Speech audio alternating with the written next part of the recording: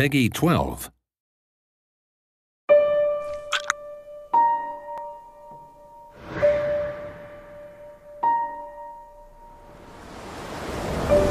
Child, tuck yourself in bed. Let me tell a story of Lemuria, a kingdom past, and a girl born for glory. Lost from our world came she. Treachery gave close chase. She raised her sword and flew, for she feared not the race.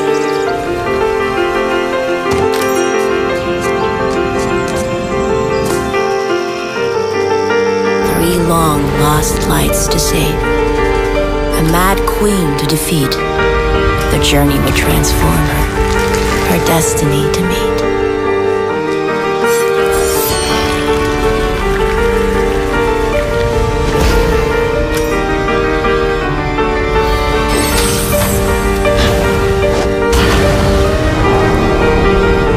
The path home tragic and fate.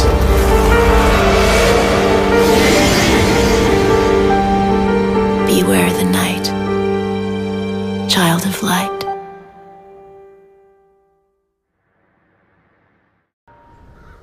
Hi, my name is Brianna Code, lead programmer on Child of Light, and I'm very proud to give you more details about the game we're currently making. Child of Light is a turn-based RPG set in the magical world of Lemuria. It is developed at Ubisoft Montreal using the UbiArt framework engine. In this demo, Aurora and Aniculus are searching for the Tower of the Moon when they come upon a strange village. The village is inhabited only by crows, and the goal of our quest will be to understand why. The exploration in Child of Light works like in any classic side-scrolling game, except for the fact that you'll be able to fly. You'll see a little later how this mechanic is really important. The inhabitants of this particular village are called the Capilli. They are a bearded race of healers who enjoy smoking mint out of long pipes. As you can see, the dialogue is written in rhyme, as the game is intended to be a playable poem. You're free to accept or turn down the quest Finn asks of you, and the choice you make will impact your journey.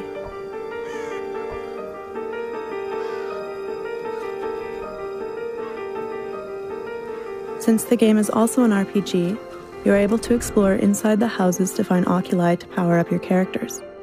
Each oculi has a special effect on your character. You will also be able to combine them to make an oculi more powerful. Let's go now into the well that seems to be the source of the crow spell. During exploration, the second character has the power to blind enemies, which allows you to avoid them and continue exploring if you're not ready to fight. He is also able to look for hidden chests in the environment. However, each time an enemy will be able to reach you, you will enter into the fight stage. Here is how our fighting mechanic works. All the characters are displayed on the timeline at the bottom of the screen. You can choose to act when each character reaches the cast zone.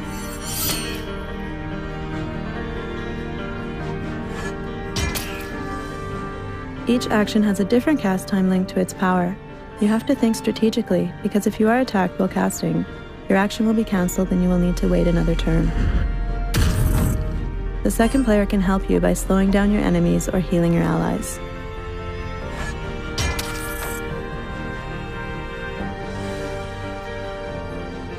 Each time you level up, you earn a skill point that you will be able to use in the skill tree.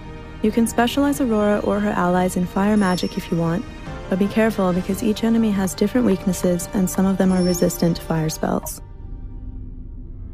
You can also leave a light message for your friends online if you would like to give them a hint about the environment.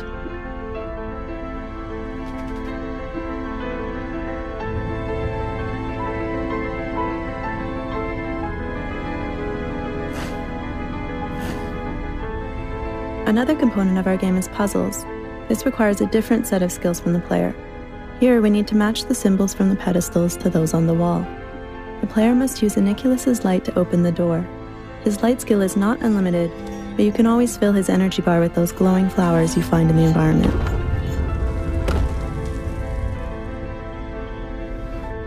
Aniculus will also be very useful during exploration as he can help you avoid some traps.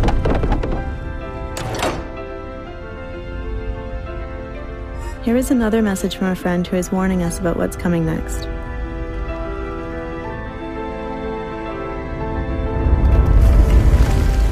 We've reached the end of the demo. We're very excited to be able to show off the game and hope to let you play it very soon. Thank you for joining us.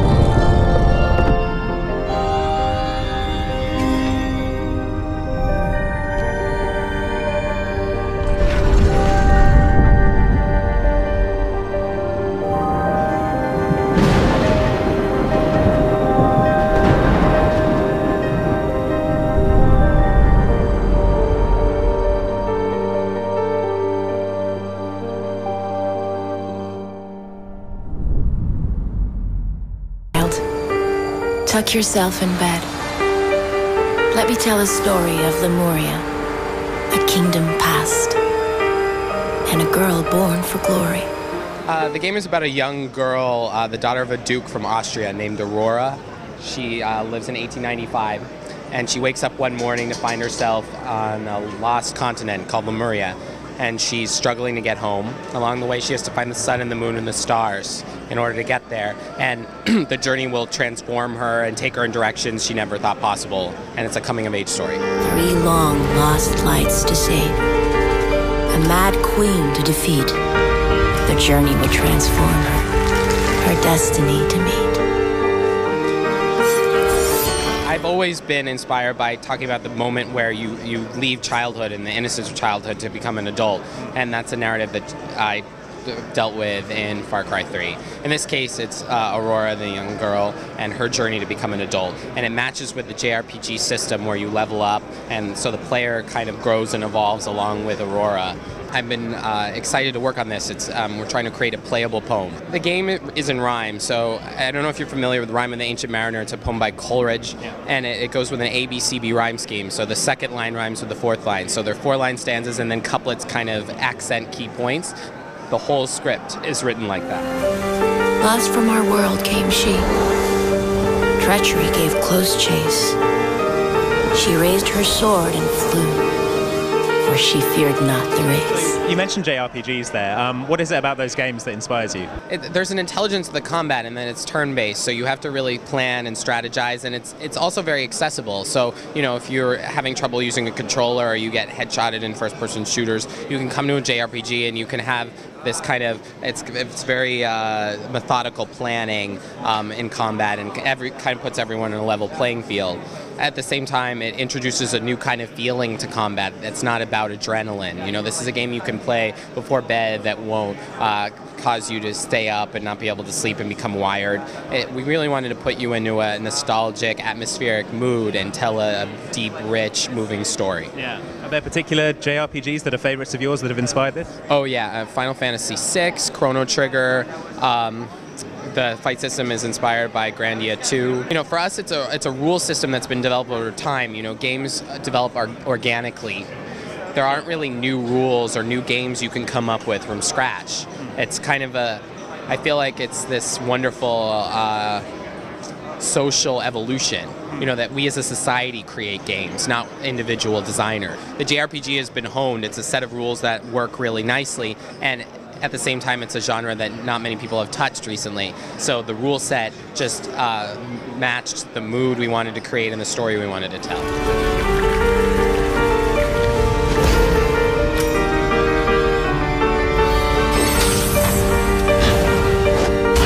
There's platforming, but you can fly wherever you like. You know, there's no meter to flying, and you also play co-op, and it's a game that you play with someone in the room, co-op. You know, on the couch with your friends, with your family. Yeah. So it's a warm experience you're supposed to have with somebody else, and each character has different abilities. So you have the Firefly, Igniculus, who can charge up light and use light to solve puzzles and also gain access to things you wouldn't otherwise be able to acquire. And Aurora can fly anywhere she likes and can fight. And it's this wonderful, I think, unique blend of cooperative gameplay, problem solving, puzzles, platforming where elements in the environment can hurt you, and combat.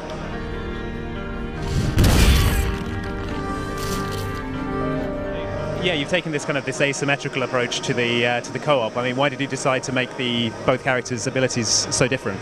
Because the point is to have a dialogue, and you can't have a dialogue if both people say the same thing. Yeah. And so when you play as Igniculus, you feel different things and you have a different experience, and the story is different for that character than it is for Aurora.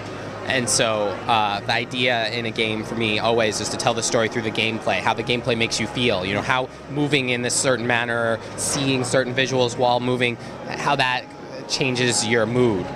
And so when you play as Igniculus, you feel differently than you do as Aurora, and the story parallels that.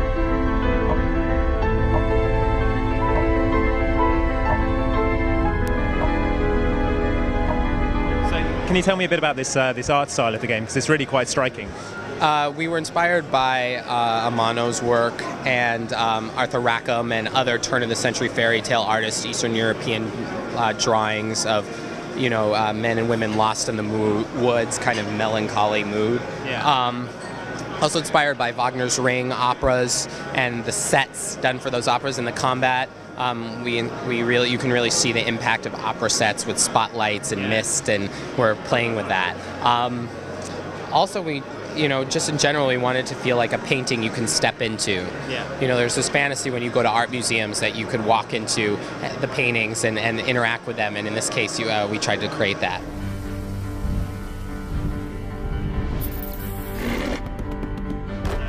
So I think the trend for games that take this kind of artistic approach tends to be towards the melancholy and towards trying to make the player cry. Is that what you're trying to do here? This is an incredibly optimistic game. It's going to take you on a journey that's true. So life is not cotton candy. It's not safe. Anyone who says that is probably trying to sell you something or trying to protect protect you from something that they will fail to protect you from. And so, I mean, personally, I had a lot of trouble as a child dealing with death and with the idea that, you know, people we love can disappear. And so it's dealing with serious issues, but it's an optimistic game. The point isn't to depress people. And in fact, I hope that you leave Child of Light feeling joy. The path home tragic and faint.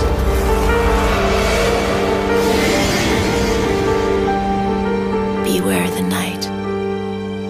Child of Light.